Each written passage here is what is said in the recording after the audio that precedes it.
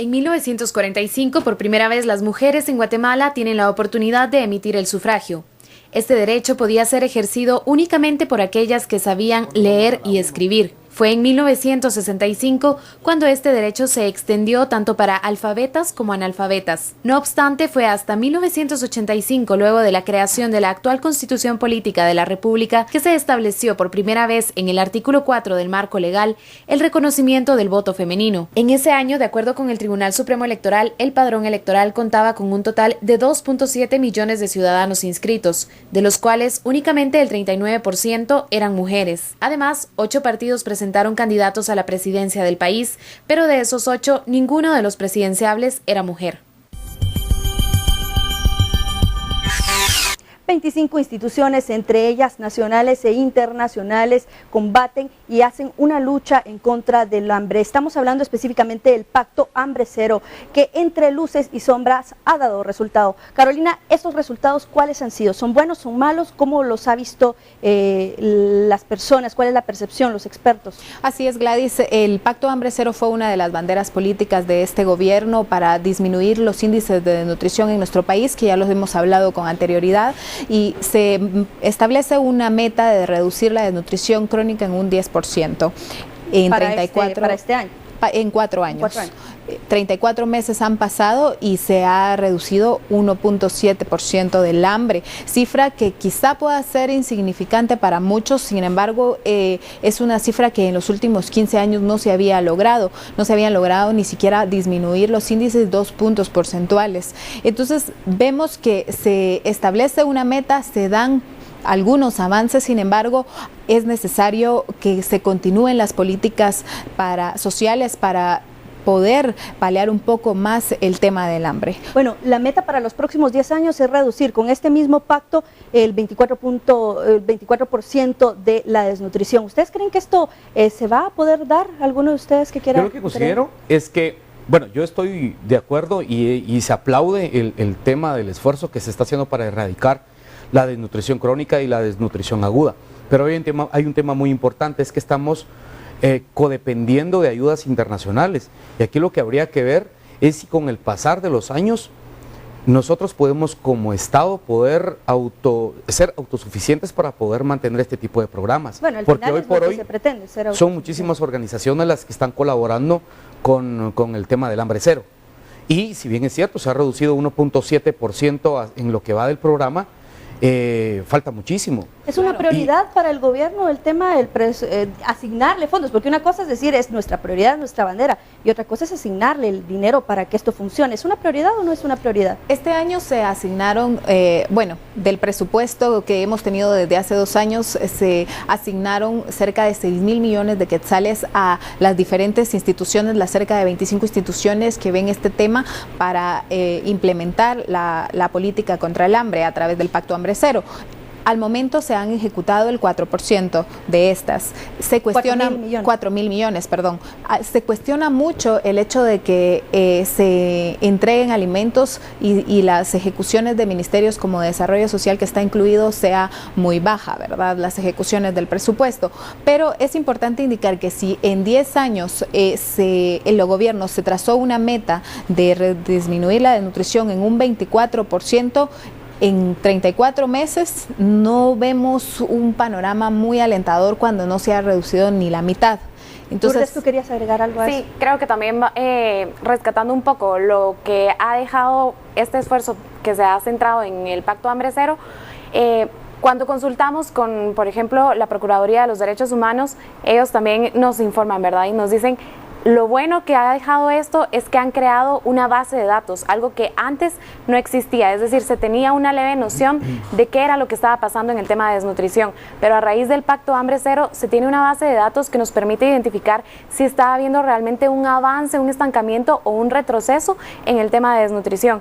Eso por un lado, pero digamos, como los contras es que como cualquier programa que empieza, ¿verdad?, en un gobierno, existe también los riesgos de que se haga aún más como un tema político, ¿verdad? ¿En qué se ha logrado identificar, o los expertos les han dicho, se ha identificado que se está politizando X o Y acción de Pacto Ambrecero? Y para esto tenemos un minuto, así que le vamos a hacer breve. ¿No? A mí uno de los expertos me dijo de que el problema de esto es precisamente que las entregas de ayuda de alimentos en tiempos de escasez están siendo manejadas, fertilizantes están siendo manejadas por operadores políticos, entonces ahí se da el clientelismo en este tipo de actividades.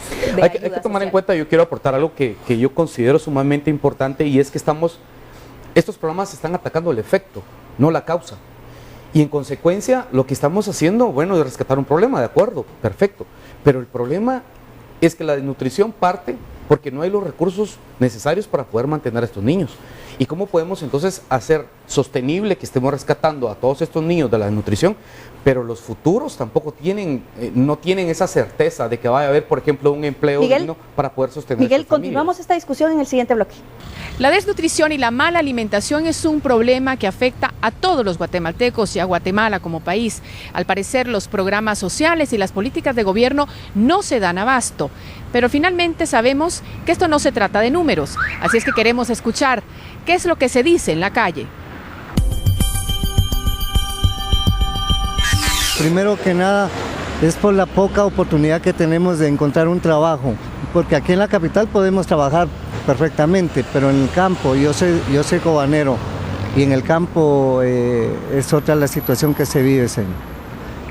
Hay muy pocas oportunidades de hacerse de un trabajo, de conseguirlo y de darle la oportunidad a sus hijos de comer. ¿Qué es lo que se vende y qué es lo que se come de ahí? Entonces, eso no es la comida normal que uno debe de comer. Sí, no me nutro bien. Los años 46, 47. Lo que en esa época vi, lo estoy viendo en el momento actual todavía. Lo cual quiere decir que nunca ha habido ningún esfuerzo real, radical, inteligente, sistemático para combatir la desnutrición. Por una Guatemala en paz, María Luisa Gómez y Noé Medina.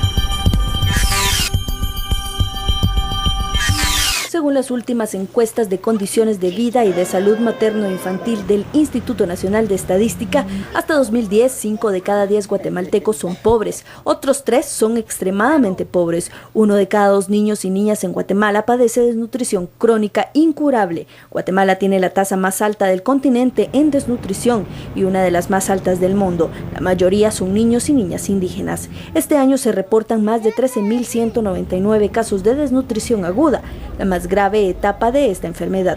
La mayoría están en Guatemala, Escuintla, Huehuetenango y Quiché.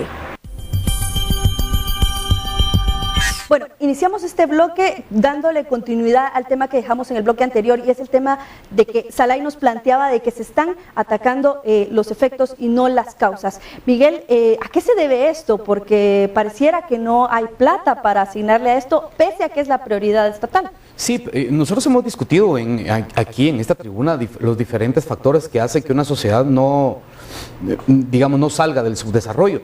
Y una es que, por ejemplo, tenemos la certeza de que lo que estaba platicando, que los niños puedan salir de la desnutrición crónica, de la desnutrición aguda. Pero ¿cómo garantizamos que las futuras generaciones no tengan este problema? O sea, el tema es que aquí nosotros ¿Cuáles serían las causas a atacar, por ejemplo? El desempleo, y pasa por muchos otros factores, por ejemplo, y aunque no pareciera, la certeza jurídica tiene mucho que ver, pero por ejemplo, cómo se distribuyen los impuestos, los salarios, cómo hacemos que las familias sean autosostenibles y que no tengan que depender del Estado totalmente para poder paliar este tipo de crisis, por ejemplo, tener un empleo digno. Lourdes, ¿tú cuál crees que es la vía adecuada para combatir esta situación en Guatemala, la desnutrición? O al menos, ¿qué es lo que los expertos te han indicado a ti? Bueno, coincido en que es precisamente las medidas preventivas en donde se tienen que centrar los esfuerzos y no en las consecuencias, porque vemos que la desnutrición crónica al final pues es una enfermedad que no tiene cura. Entonces, lo mejor es centrarse en las medidas preventivas y cómo desde el cuidado que tiene una mamá, por ejemplo, cuando va a tener a su bebé, Y mucho de lo que se ha hablado sobre el programa de los 1000 días es precisamente ahí donde se tienen que centrar los esfuerzos de prevención de la desnutrición. Bueno, no sé quién quiera responder a esta pregunta, pero muchas veces se ha dicho que es porque los padres no llevan a los niños a los centros de salud. Pero ¿cómo ven esto? Porque pareciera que estamos criminalizando a esas personas que no tienen acceso a esos servicios. ¿Ustedes cómo lo ven? Creemos que el Estado, o al menos yo creo que el Estado tiene la obligación de darle a la población los servicios básicos como lo es la salud, la educación, y en el tema de alimentación hacer a el pequeño agricultor autosostenible que pueda generar trabajar su tierra, porque muchos de ellos dependen de sus cultivos y de lo que trabajan en sus tierras para alimentar a sus familias, pero cómo hacer que la ayuda, digamos, del fertilizante llegue a ese campesino que tiene su tierra. No al afiliado político del partido oficial de turno. Yo creo que también hay un problema sumamente interesante que habrá que verlo, y es el tema cultural. Somos un país pluricultural, multilingüe y multiétnico, y eso genera muchísimos problemas. El tema es que cuando, y me lo han comentado los expertos o las personas que están yendo a realizar el trabajo de campo, se topan con que hay mucha negativa a intentar cambiar esos modelos de alimentación por cuestiones generacionales. Entonces ellos argumentan o aducen que porque mi abuelo y mi padre pudieron sobrevivir con lo que ellos tenían, yo también lo puedo hacer. Pero ¿cómo ofrecer, por ejemplo, una salud en lugar de querer cambiar los hábitos de las personas, que son hábitos y forman parte de su cultura? ¿Cómo hacer que esa salud llegue con pertinencia cultural en lugar de ir a cambiar a las personas? ¿Por qué no cambiar al Estado para que sea el Estado el que dé ese servicio de esa forma? Lo que sucede es que el Estado no puede hacer esos cambios únicamente como Estado. Lo que pasa es que todos, y el Estado somos todos, uno y cada uno de nosotros, y entonces nosotros tenemos que colaborar también para poder hacer esos cambios. Lo difícil es convencer a una persona, como repito, que generacionalmente viene haciendo lo mismo, de poder hacer cosas diferentes para poder cambiar el desarrollo de sus hijos. Y te lo digo, hay comunidades enteras que, por ejemplo, miden 1,51 m es el promedio, y no es que sea porque así es porque son niños desnutridos que han ido creciendo con esa falta de nutrientes que no les permite el crecimiento. En que al final el problema de la desnutrición no solo es por falta de alimentos, es por falta de nutrientes. Entonces sí coincido en que es este tipo de hábitos los que también tienen que ver o tienen que ser cambiados en una sociedad. ¿Para qué? Para que a través de la visión estratégica también, ¿no? La visión estratégica y también cuáles son las prioridades de este gobierno, ¿verdad? Vemos que se ha trabajado con un presupuesto desde hace 2 años, el mismo. Sin embargo, le quitan presupuesto a las instituciones en donde se ofrecieron salud, digamos, educación, en seguridad, se ofreció bajar los altos índices de seguridad. Sin embargo, vemos patrullas sin combustible. Entonces, ¿cómo vamos a o cómo la población ahí puede creer al gobierno que está en crisis si se les está recortando en los puntos donde se ofrecieron cambios? En los pactos, 3 pactos importantes para el proyecto de presupuesto que se está discutiendo en el Congreso, solo se asignaron el 4%. Entonces hay que preguntarle al gobierno dónde está el otro 96%, si esos también son prioridades, porque podemos tener muchas prioridades, pero si no cumplimos... Entonces, prácticamente estamos hablando de una mezcla entre falta de visión estratégica del Estado para combatir esta situación de desnutrición en el país, y esto pues nos da pie a que la próxima semana podamos hablar también del tema del presupuesto y cómo el Estado pues está fijando desde ya sus prioridades para atender a la población.